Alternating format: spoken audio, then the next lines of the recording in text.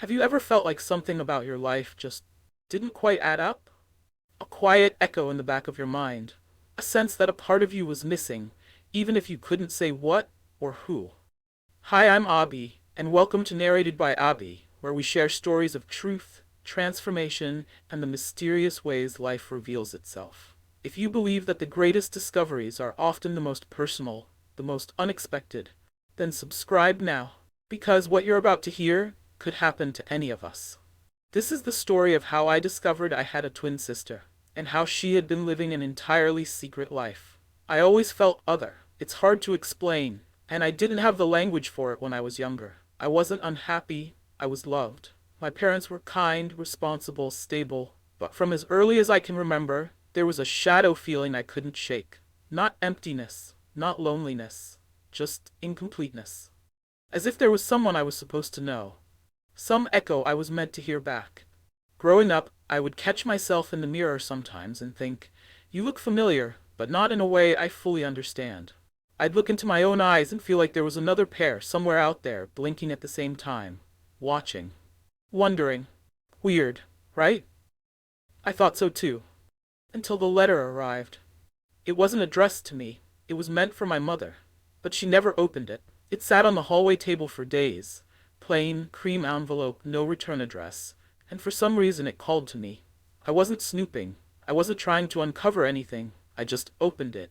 And inside was a photograph of two baby girls, side by side, dressed in the same soft cotton dress, same pink bonnet, lying on the same hospital blanket. One of them was definitely me. The other I had never seen in my life. I confronted my mother. The silence was immediate. Her face went pale. She sat down slowly like her body no longer belonged to her. Then she said a single sentence I will never forget. Her name is Alara. I didn't speak. Couldn't. I felt the room collapse into that name, like the walls had been held up by a lie I hadn't known was there. Alara. My twin sister.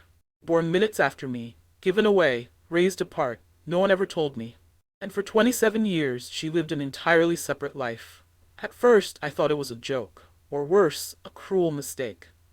But my mother showed me the birth records. The hospital bracelet with both names written in fading blue ink. Photos. Letters she'd never sent. Alara was real, and she was somewhere out there, living a life that had never once touched mine. The days that followed were unreal. I stopped sleeping. I would stare at the ceiling, wondering where she was, who she was, if she ever felt the same emptiness I had. There was a name on one of the old letters.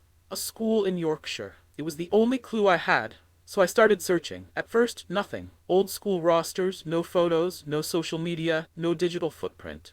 I thought maybe she'd changed her name. But then I found an alumni newsletter, and in the back, an article about a young woman opening a self-run gallery in Leeds. Her name, Alara March, and her face was mine. I stared at her portrait on that webpage for what felt like hours. Same eyes, same lips, same impossible curl in her hair that no stylist ever got right. It was like looking at a reflection of who I could have been if I had lived a different life, and I was terrified. What would I say? Hi, I'm your twin sister. Surprise. How do you even begin? I waited days before sending the message. It was short, careful, kind. I believe we may be related. I recently learned something that I'd really like to talk to you about, if you're open to it. I stared at it, hovered over send, and then click. She didn't respond for 2 weeks. I thought maybe she'd blocked me, maybe she was happy without the past, and then she replied. One line. I've been waiting for this for a long time. We met in a park. Neutral territory. She wore a navy coat, carried a thermos of tea. I watched her from a distance for a minute before approaching, and my heart nearly stopped, because she didn't just look like me. She moved like me.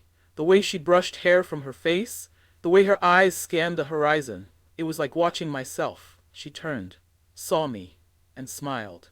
The first thing she said was, "So this is what I look like when I'm not in a mirror." We both laughed, then cried. For a long time we didn't talk, we just sat. Two women who had shared a womb, a name, a past, and yet knew nothing about each other. We told stories, compared childhoods.